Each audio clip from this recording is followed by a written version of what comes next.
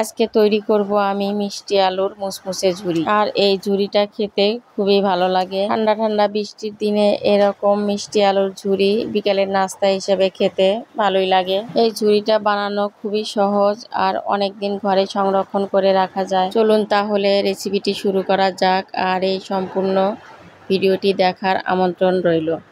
এই ঝুরি অথবা কটকটি যেটাই বলি না কেন, এটা তৈরি করার জন্য আমি এখানে হাফ কেজি মিষ্টি আলু নিয়েছি। এই আলুগুলো আমি ভালোভাবে পরিষ্কার করে ধুয়ে নিয়েছি। এখন আমি একটু লবণ দিয়ে সিদ্ধ করে নেব। একদম নরম করে সিদ্ধ করে নিতে হবে। আমি প্যানে সিদ্ধ করে নিচ্ছি। আপনারা চাইলে প্রেসার কুকারেও সিদ্ধ করে নিতে পারেন, এতে খুব তাড়াতাড়ি সিদ্ধ হয়ে যাবে। দেখুন আমার আলুগুলো সিদ্ধ হয়ে গেছে, একদম পানি শুকিয়ে এসেছে। এখন নামিয়ে নিয়ে ঠান্ডা করে নিয়ে ভালোভাবে আলুর খোসাগুলো ছাড়িয়ে নেব। এখন এই আলুগুলো আমি হাতের সাহায্যে ভালোভাবে ম্যাশ করে নেব। আপনারা চাইলে ম্যাশার দিয়েও ম্যাশ করে নিতে পারেন। যেহেতু আলুগুলো নরম হয়ে গেছে, আমি তাই হাত দিয়েই সুন্দরভাবে ম্যাশ করে নিচ্ছি। আলুগুলো ভালোভাবে ম্যাশ করে নেওয়া হয়ে গেছে। আমি এখন দিয়ে দিচ্ছি 2 টেবিল চামচ চিনি আর দিয়ে দিচ্ছি 2 টেবিল চামচ ময়দা। আমি ময়দাটা দিলাম এই কারণে যে আলুটা যেহেতু ঝরঝরে, তাই আমি ময়দা দিয়েছি একটু স্টিকি হওয়ার জন্য, যেন ভালোভাবে আমি ঝুরিগুলো বানাতে পারি। আমি এই ময়দা দিয়ে আরও ভালোভাবে সুন্দর করে ম্যাশ করে নিব।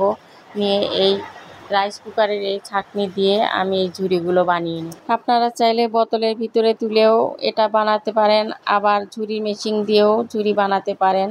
আমার কাছে যেহেতু ঝুরির মেশিন নাই, তাই আমি এটা দিয়েই বানিয়ে নিলাম। এই তো দেখুন ঝুরিগুলো এরকম লম্বা হয়েছে।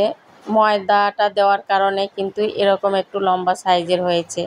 আর আমি ময়দাটা যদি না দিতাম তাহলে একদম ছোট ছোট হতো। আমি একদম কড়া রোদে 2 দিন শুকিয়ে নিয়েছি, তাই এরকম সুন্দর মুসমুসে হয়েছে। আপনারা চাইলে ওভেনে অথবা চুলার নিচে দিয়েও শুকিয়ে নিতে পারেন। যাই হোক, এখন একটা কড়াই দিয়ে আমি পর্যাপ্ত পরিমাণ তেল দিয়ে দিয়েছি আর দিয়ে দিলাম সেই ঝুরিগুলো। এই তো দেখুন ভেজে নেওয়ার পর এরকম সুন্দর একটা কালার এসেছে।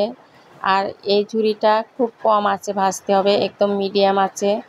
খুব কড়া আঁচে ভাজা যাবে না, নইলে পুড়ে যাবে। এটা ভাজার পর কিছু সময় ঠান্ডা করার জন্য রেখে দিতে হবে, কারণ গরম গরম এটা খেতে কিন্তু অতটা মুচমুচে হবে না, একটু ঠান্ডা হলেই মুচমুচে হবে আর এর আসল স্বাদটা পাওয়া যাবে। হালকা মিষ্টি মিষ্টি আর খুবই মুচমুচে এই ঝুরিটা খেতে ভীষণ মজা লাগে। আজকের মতো এ পর্যন্তই। যদি এই রেসিপিটা ভালো লেগে থাকে অবশ্যই একটা লাইক এবং সাবস্ক্রাইব করে পাশেই থাকবেন।